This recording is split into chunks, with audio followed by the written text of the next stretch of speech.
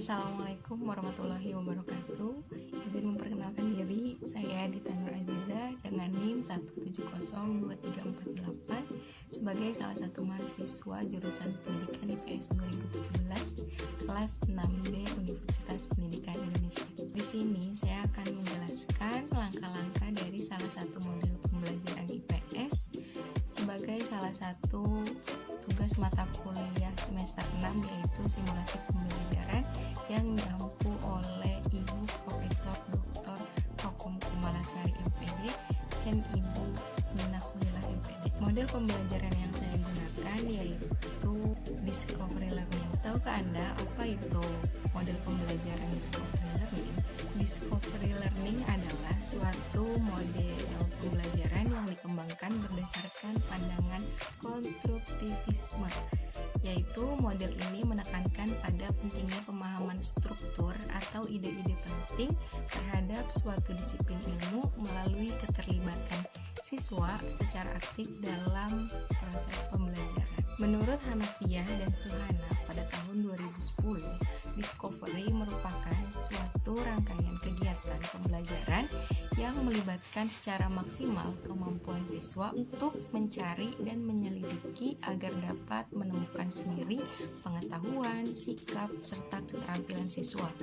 Kelebihan dari metode pembelajaran Discovery Learning yaitu siswa akan memiliki ingatan dengan jangka yang sangat panjang dari apa yang telah dipelajarinya melalui temuan-temuan serta pengalaman yang baik. Tujuan pembelajaran Discovery Learning menurut beliau dalam Husnan tahun 2014 memiliki beberapa tujuan yang spesifik. Di antaranya, siswa terlibat secara aktif dalam pembelajaran. Karena dalam model pembelajaran Discovery Learning, siswa memiliki kesempatan yang lebih untuk aktif dalam setiap kegiatan pembelajaran di kelas. Karena pada kenyataannya, partisipasi dari siswa lebih meningkat ketika seorang guru menggunakan pembelajaran Discovery Learning. Yang kedua, dalam metode pembelajaran Discovery Learning, siswa dapat menemukan pola situasi pembelajaran yang konkret maupun abstrak. Yang ketiga, siswa merumuskan strategi tanya jawab agar memperoleh informasi yang bermanfaat untuk sebuah penemuan. Yang keempat, membantu cara kerja siswa yang efektif, saling berbagi informasi, saling mendengar dan menggunakan ide-ide dari orang lain. Dan yang kelima, terdapat fakta yang menunjukkan bahwa keterampilan-keterampilan, pengalaman-pengalaman, konsep-konsep, prinsip-prinsip yang dipelajari melalui Discovery Learning lebih bermakna untuk siswa itu sendiri.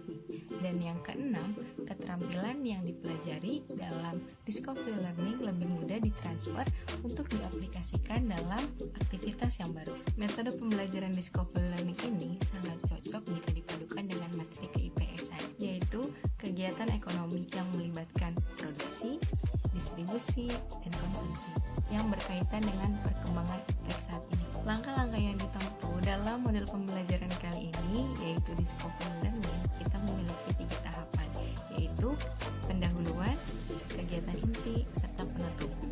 Dalam pendahuluan, yaitu kegiatan awal, guru masuk ke dalam kelas untuk memulai pembelajaran yang diawali dengan salam. Guru menyapa serta memberi salam kepada siswa, dan siswa mempersiapkan diri untuk memulai pelajaran yang dimulai dengan berdoa bersama di dalam kelas. Yang kemudian, guru mempersiapkan diri untuk melakukan presentasi mengenai kehadiran siswa. Selanjutnya, guru memberikan stimulus, yaitu memberikan pertanyaan-pertanyaan seputar apa yang akan dipelajari dalam pembelajaran di kelas. Pembelajaran yang sesuai dengan materi yang akan diajarkan. Berarti guru akan menerangkan tentang pembelajaran kegiatan ekonomi, yaitu produksi, distribusi, dan konsumsi. Untuk memasuki pembelajaran, guru menanyakan hal yang bersangkutan dengan materi yang akan diajarkan, yaitu kegiatan ekonomi. Guru akan menanyakan, pernahkah kalian bertransaksi? Pernahkah kalian mendistribusikan suatu barang? Dan pernahkah kalian memproduksi suatu barang? Atau guru mengajukan pertanyaan yang berkaitan dengan kehidupan sehari-hari, seperti halnya, pernahkah peserta didik ikut ibu pergi ke pasar untuk belanja? Dan selanjutnya, guru memberikan motivasi manfaat manfaat dari belajar materi yang akan dipelajarkan. Seperti halnya jika kita mempelajari kegiatan ekonomi, maka kita akan lebih bisa tuh melakukan kegiatan transaksi, melakukan kegiatan jual beli, mengkonsumsi suatu barang, menghasilkan suatu produk, dan mendistribusikan suatu barang ke jangkauan yang lebih luas. Setelah memberikan gambaran dengan pertanyaan, guru menyajikan gambar dan video yang tertera seperti ini.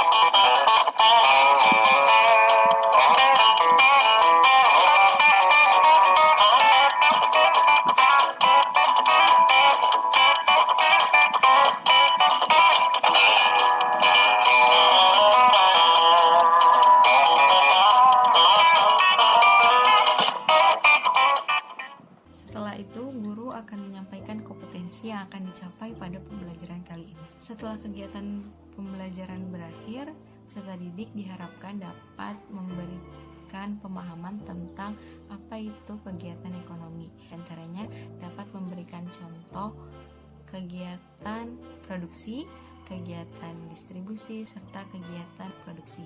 Dan peserta didik juga dapat memberikan pemahaman tentang nilai guna suatu barang, macam-macam kegiatan ekonomi, hal-hal yang harus diperhatikan produsen dalam menciptakan suatu barang, faktor-faktor produksi, serta mampu menjelaskan kaitannya antara produksi, distribusi, dan konsumsi. Materi pembelajaran kali ini yaitu kegiatan ekonomi, faktor-faktor produksi, macam-macam distribusi, pelaku ekonomi, serta macam-macam nilai guna barang. Metode pembelajaran yang digunakan saat ini yaitu discovery learning, menggunakan pendekatan saintifik yaitu metode tanya jawab, serta metode to stay, dan jigsaw. Dalam model pembelajaran kali ini kita menggunakan metode to stay, yaitu 2 tetap tinggal, 2 bertamu. Yang dimaksudkan adalah salah satu model pembelajaran korporatif yang memberikan kesempatan kepada kelompok membagikan hasil dan informasi kepada kelompok lainnya. Metode di mana siswa berperan aktif atau memiliki tanggung jawab yang lebih. Hal ini dilakukan karena banyak kegiatan belajar mengajar yang diwarnai dengan kegiatan individu. Dengan ini, metode to stay atau TSTS dengan tujuan mengarahkan siswa untuk aktif baik dalam berdiskusi, tanya jawab, mencari jawaban, menjelaskan, dan juga menyimak materi yang dijelaskan oleh teman. Dalam pembelajaran ini, siswa dihadapkan pada kegiatan mendengarkan apa yang diutarakan oleh temannya ketika sedang bertamu. Ketika seseorang bertamu ke kelompok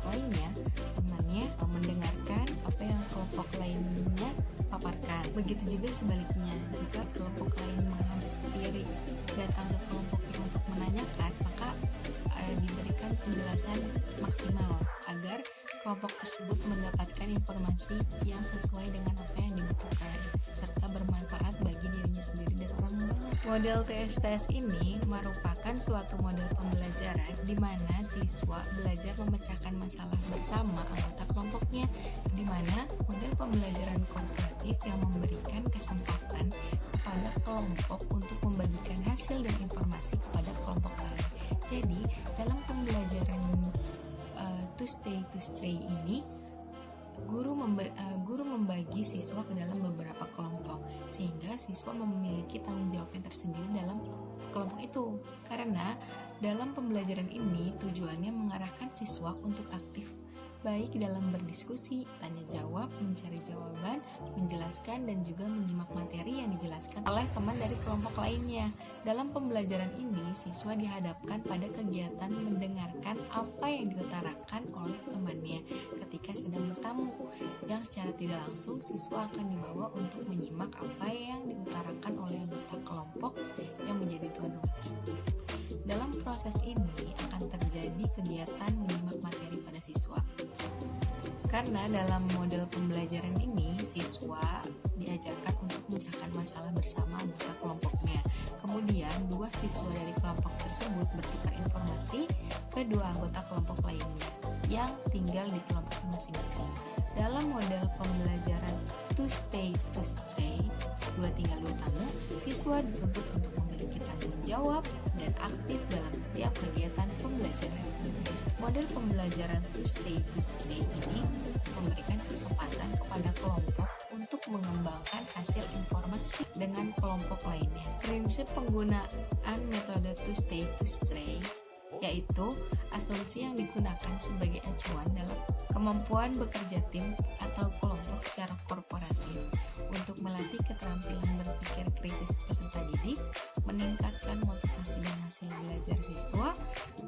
Siswa dituntut untuk memiliki tanggung jawab dan aktif dalam setiap kegiatan pembelajaran, membuat siswa aktif bekerja sama dalam proses pembelajaran baik secara emosional maupun sosial.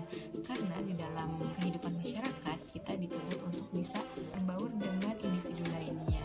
Kita adalah makhluk sosial yang harus memiliki jiwa sosial yang tinggi. Langkah-langkah pembelajaran yang terakhir yaitu penutup. Peserta didik dengan panduan guru menyimpulkan dan mencatat hasil diskusi tentang kegiatan ekonomi. Peserta didik juga diberi kesempatan untuk menanyakan hal-hal yang belum dipahami. Guru memberikan umpan balik dengan mengajukan pertanyaan terhadap proses dan hasil pembelajaran tentang kegiatan ekonomi. Lalu, guru memberikan penjelasan atas pertanyaan yang disampaikan oleh peserta didik. Kemudian diberikan pesan tentang nilai dan moral. Peserta didik juga diingatkan untuk menyempurnakan laporan hasil diskusi kelompok tentang jawaban atas pertanyaan yang telah dirumuskan untuk kemudian dikumpulkan kepada guru. Peserta didik diingatkan untuk membaca materi berikutnya. Dan untuk mengakhiri kegiatan pembelajaran, guru mengajak peserta didik berdoa sesuai dengan agama dan kepercayaannya masing-masing. Kemudian guru bisa melakukan penilaian dari beberapa aspek. Yang pertama, sikap spiritual. Teknik penilaiannya melalui penilaian diri. Bentuk instrumennya lembar penilaian diri. Dapat dilihat dari tabel yang saya tampilkan. Yang kedua, sikap sosial. Teknik penilaiannya penilaian diri. Bentuk instrumen lembar penilaian diri. Yang ketiga, pengetahuan. Melalui teknik penilaian tes tertulis dengan bentuk instrumen uraian. Terdapat 10 soal yang telah saya buat. Yang terakhir, keterampilan. Teknik penilaian observasi, bentuk instrumen lembar observasi. Sekian dari saya, kurang lebihnya mohon maaf. Wassalamualaikum warahmatullahi wabarakatuh.